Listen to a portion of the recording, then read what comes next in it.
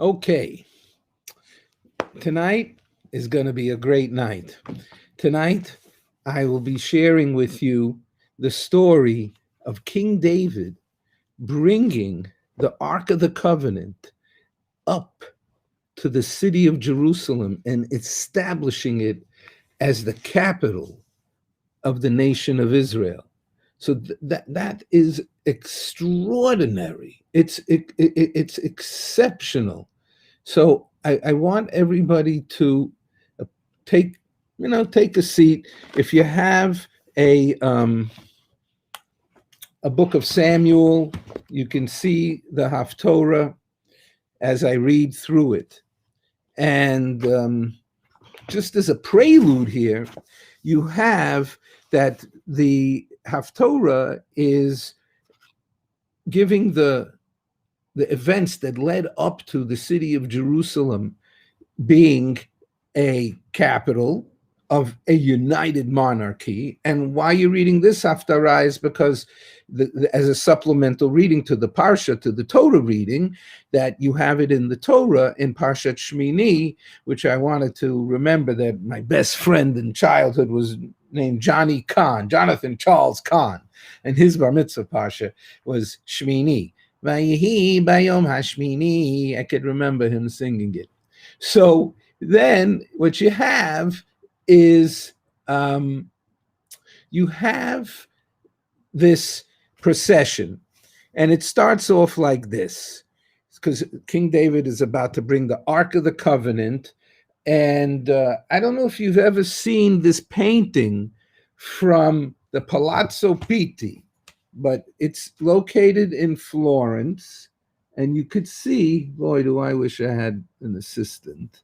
But anybody that wants to help me can volunteer. So here is the Palazzo Pitti. And here you can see, boy, when I can get this down right. There's my finger. This is going the wrong way here. That's King David in the painting. And he's holding the ark. Look, there's the wings of the cherubim on the ark. And they got the smoke, the holy smoke. And they're bringing the ark. I wish I could see what's going on. Sorry, I'm making you dizzy, everybody. But this is the procession that's being described in the Haftarah. And you could see that thousands of people are engaged in bringing up the Ark of the Covenant. Next year, I'll just cut the picture in.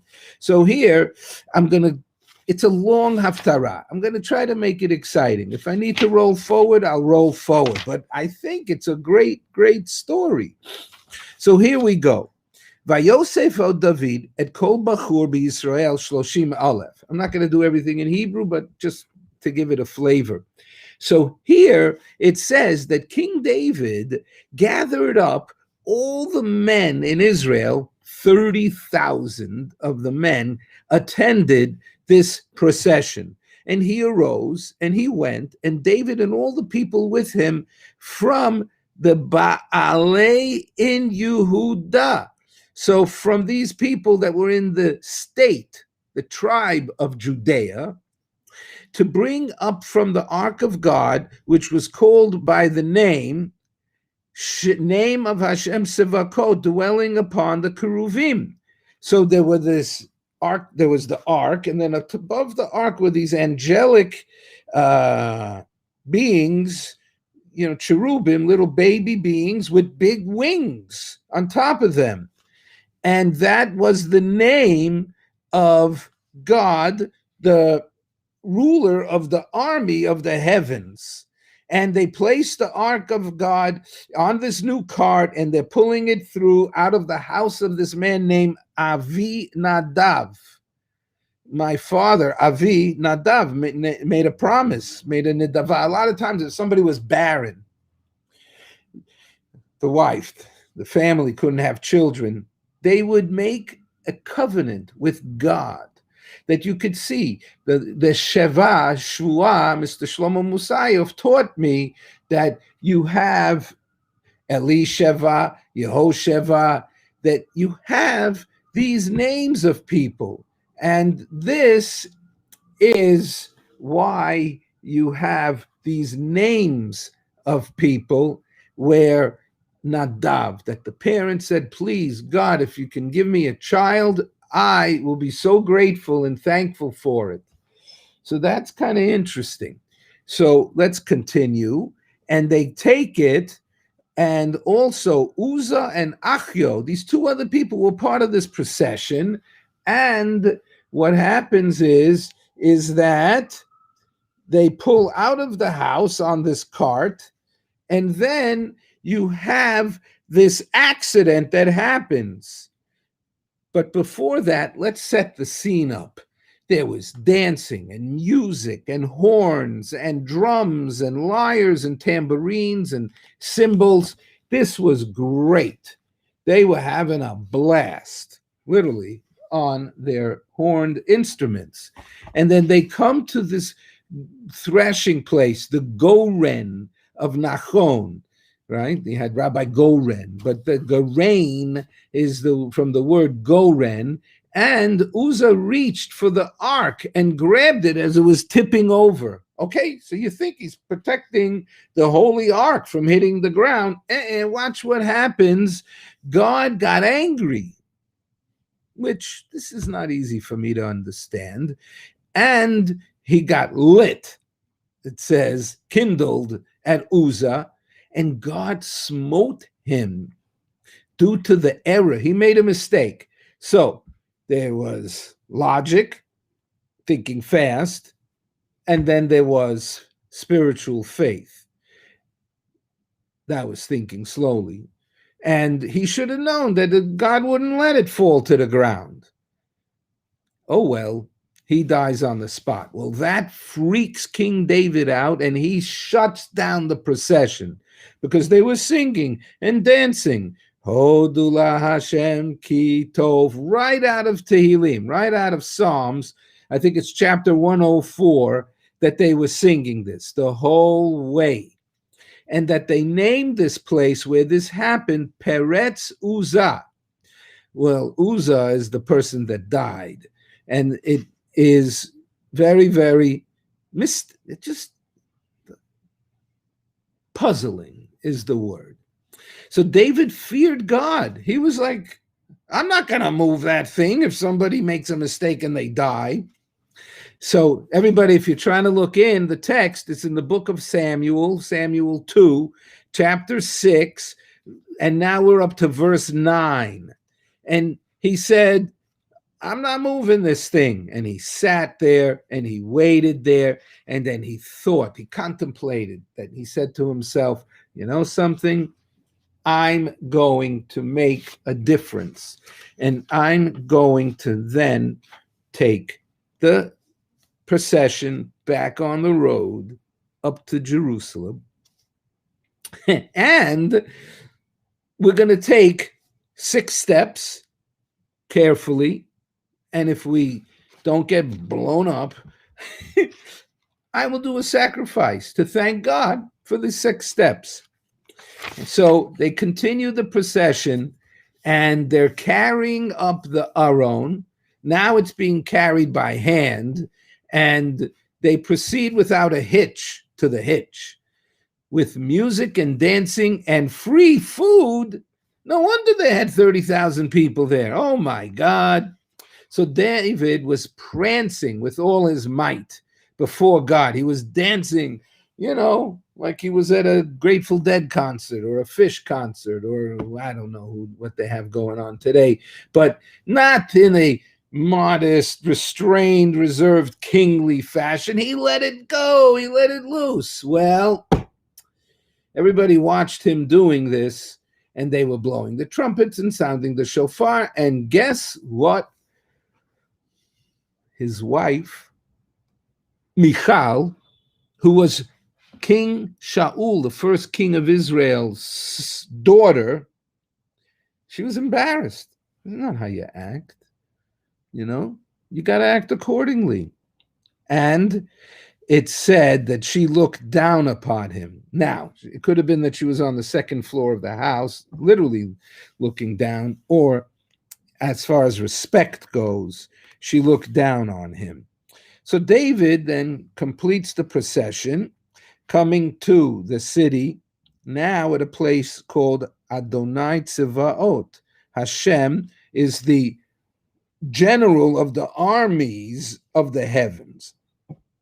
And he distributes all the people around, all the multitudes, men and women, and he gave each one bread, a roll, for each one to have, or a little pan cake, a cake from a pan. One, he did a sweet cake.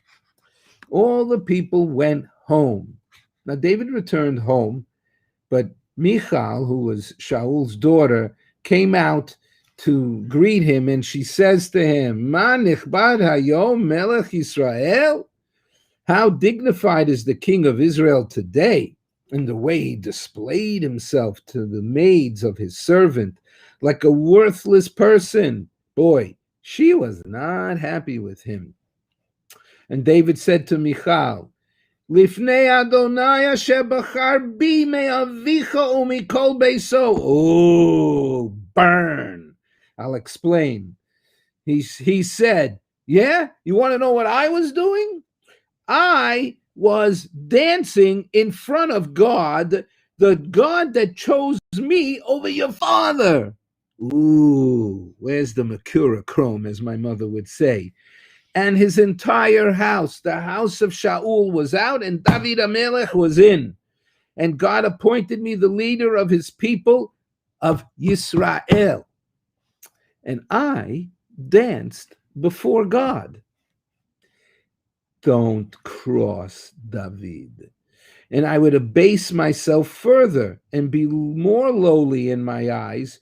And those maids about whom you spoke, with them I will find them honor. That I demonstrated about happiness and singing and having emunah and faith and saying, God, I love you. I love my life. I love everything. And yes, I may have some bad days, but big picture, King David said, of course you got to celebrate. You got to let go. You got to live life. And Michal and the daughter of Shaul, did not have a child until the day she died. So is it a mefarshim that she gave birth and died at childbirth, or she didn't want to go near him? We're not sure. Now the Haftarah continues into the next chapter, and he gave King David respite. And now the prophet Nathan, King David had his, personal prophet, and he says, I dwell in a house of cedar. This is David HaMelech saying, oh, I'm in the palace of the king. But the Ark of the Covenant dwells inside like a little tent, curtains around it. This is something that needs to be done something about. So Nathan said to the king, whatever is in your heart, go do, for Hashem is with you. Well, you know what King David wanted to do. He wanted to build the temple himself. However, let's just say that God did not grant him his wish, but he said, your son, Shlomo, Solomon, 34 years from now will. Remember, King David was 70 when he passed away, 30 when he became king. So he lived 40 years, and 34 of these years that King David was waiting, but he passed away right before it happened, for the temple to be built. Now, it continues. This is what you should say to my servant, to David. And this is Hashem. I took you from the pasture, min hanaveh, from behind the sheep, to be a leader to my people of Israel. So when we met King David was with his family, and I think he had 6 other brothers, 7 in total was him. And he was the youngest. And they come to find the next king, God send them, go over to Yishai, Jesse's house. And, they're looking, this one is, the wise one and the older one and the best looking one and the smartest one. Not this little runt. Turns out that's who was going to be picked that this is what you should say to my servant to David, that this is Hashem, and I am taking you from being a shepherd, that he would herd the sheep, and he is going to be the leader of Israel. And I was with you, and you have walked in the ways of God. And this is what is going to happen, that you are going to be established as the king of Israel. And God promised that I will never abandon you, and I will always be with you as long as you keep my Torah, as long as you keep all the mitzvot and all the commandments. So this is the storyline with this wonderful ending about establishment of Malchut Beit David, that there is a Davidic dynasty, and every king descended from David from then until we believe that the Mashiach is Ben David. So this is an extraordinary story, and this has got a lot to it, because you have the music of Hodu LaHashem Ki Tov as the march that they sang to bring up the Aron, the ark, and then you have this beautiful painting in the Palazzo Pitti, where it's in Florence, and you could see King David. I'll try it again, but I'll hold it a little further back, is that you could see King David over here bringing the Ark of the Covenant to the city of Jerusalem. Amazing. Look at that. It's a mural on a wall in Florence, in Italy, called Palazzo Pitti. So I thank everybody for listening, and feel free to share this with other people. This is this week's Haftorah for Parashat Shmini. It's the prophetic supplemental reading. I loved it. It was great to spend some time with you. If you have any questions, feel free to ask. You have my phone number, and love to talk Torah with you. I thank everyone who helped me with setting up these broadcasts. I'm going to sign off now. Be well, everybody.